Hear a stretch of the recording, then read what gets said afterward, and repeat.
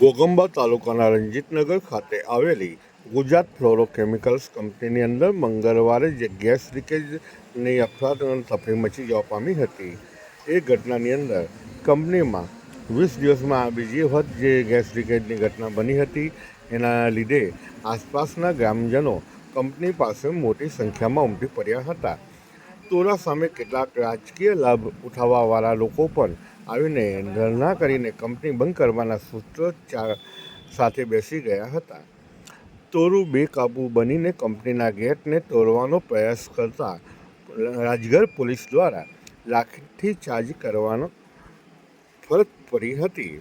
200 જેટલા ટોળાએ પોલીસની કામગીરીમાં અડચણ કરીને બબાલ કરતા રાજગર પોલીસ દ્વારા 12 જેટલા ઈસમોની અટકાયત કરવામાં આવી હતી. રાજગર પોલીસે સ્થળ પરથી 20થી વધુ મોટરસાઇકલો પણ કબજે કરવામાં આવી હતી.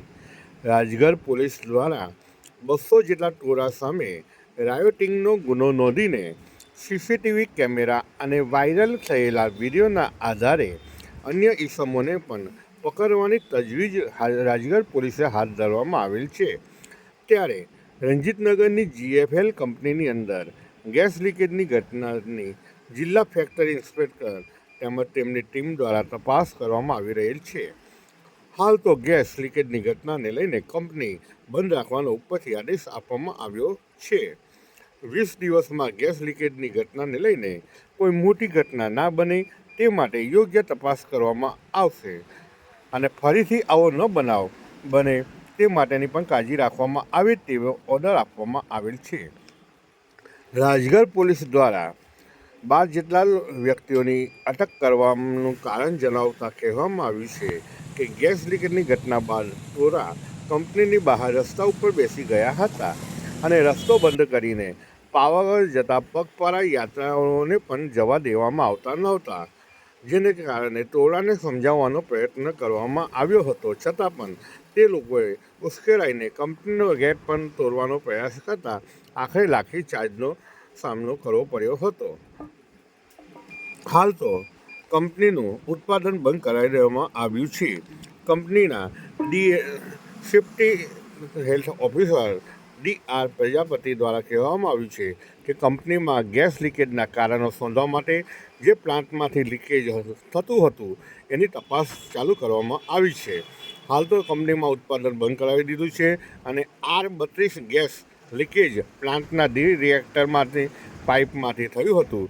એ કયા કારણથી ગેસ લીકેજ થયું એની તપાસમાં આજે પાઇપો ઉપરથી ઇન્સ્યુલેશન કરવાની કામગીરી હાથ ધરવામાં આવેલ છે. ગેસ લીકેજમાં કંપનીની જો કોઈ બેદરકારી નજર આવશે તો તે તપાસ કર્યા બાદ ખબર પડશે. રીતિક શાહ સાથે દિવ્યા ભાસ્કર, ઘોગંબા. આજ રોજ ચંદ્રનગર મુકામે સર્જનભાઈ તાલુકા પંચાયત સભ્ય તેમજ સરપંચશ્રી ચેલાવાડા, તરિયાવીરી તેમજ દુધાપુરા સરપંચ, તારસર સરપંચ તેમજ વીરાપુરા સરપંચ, તાલુકા પંચાયત સભ્ય સજ્જનસિંહ તેમજ આજુબાજુના ગ્રામ લોકોની એક માંગણી હતી કે HF પ્લાન્ટ બંધ થાય એના માટે આજે જોરશોરથી આક્રોશ એવો થયો છે. ગુજરાત ફ્લોરો કંપનીનું HF પ્લાન્ટ બંધ થાય અને આજુબાજુના 4500 લોકો જો રોજગારી મેળવતા હોય તો 5 GIDC નાખી અને સરકારશ્રીને અમે એક ધારાસભ્યશ્રી અને સંસદ સભ્યશ્રીને રજૂઆત કરવાના છે. કલેક્ટરશ્રીને પણ અમે જાણ કરી છે, DSP સાહેબને જાણ કરી છે કે ગુજરાત ફ્લોરો કંપની બંધ થઈ અને 5 પ્લાન્ટ GIDCના નાખે, સિલાઈ મશીનથી મોડીને બીજા પ્લાન્ટ નાખે એવી અમારી ઉગ્ર માંગણી છે.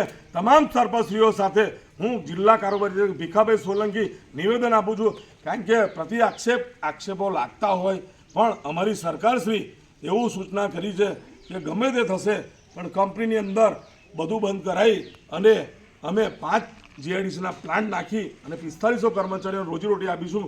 એ જ અભ્યર્થના સાથે અમે સરપંચો, તાલુકા સભ્ય અને આજુબાજુના ગ્રામજનો સાથે ભારત માતા કી જય, ભારત માતા કી જય. GFL બંધ કરો, બંધ કરો, GFL બંધ કરો, બંધ